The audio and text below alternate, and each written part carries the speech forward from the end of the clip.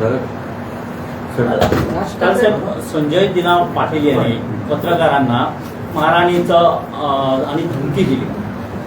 आता आपल्या मित्र पक्षातले आता खासदार आहेत, काय त्याला सल्ला द्या? निश्चित पद्धतीने चुकीचं आहे. पत्रकारांचा सन्मान ठेवूनच प्रत्येक लोकप्रतिनिधीने वागलं पाहिजे. पण मी हात जोडून माझ्या पत्रकार मित्रांना पण सांगेन की सगळ्यांना एकच न्याय लावा.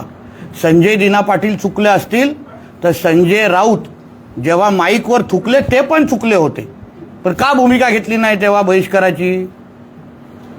संजय दिना पाटीलसाठी वेगळा नाही, चुकला आहे नक्की आहे.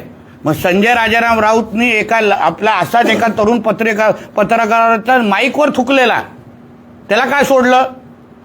सगळ्यांसाठी समान नको? म्हणून आम्हाला समान नागरी कायदा पाहिजे. आता कळलं काय? जो गुन्हा संजय दिना पाटीलनी केलाय तोच गुन्हा संजय राजाराम राऊतनी पण केलेला आहे. त्याबद्दल त्याच्या पक्षातले लोक का बोलत नाहीत?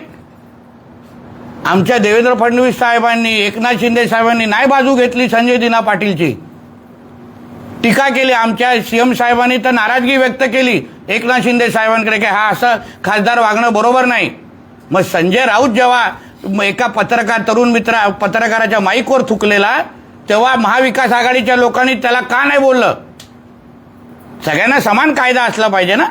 मग राज ठाकरे या संदर्भात असं म्हणतात की बॉम्ब फोडेल आणि 5 खून केले असं तो म्हणतोय, तर मग त्याच्यासाठी चौकशी का होत नाही असं ते म्हणतात. अहो पण तेच संजय राजाराम राऊतला का विचारत नाही? माझी भूमिका समजून घ्या. पत्रकार म्हणून पण तुम्ही लोकांनी सगळ्यांना समान कायदा, समान नियम लावले ना, तर तुम्हाला त्रास होणार नाही.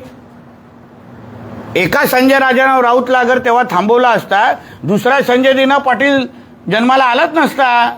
नाव पण संजयच आहे. म्हणून नियम प्रत्येकाला एकच लावा, एवढं तुम्हाला सगळ्या पत्रकारांना हात जोडून विनंती आहे.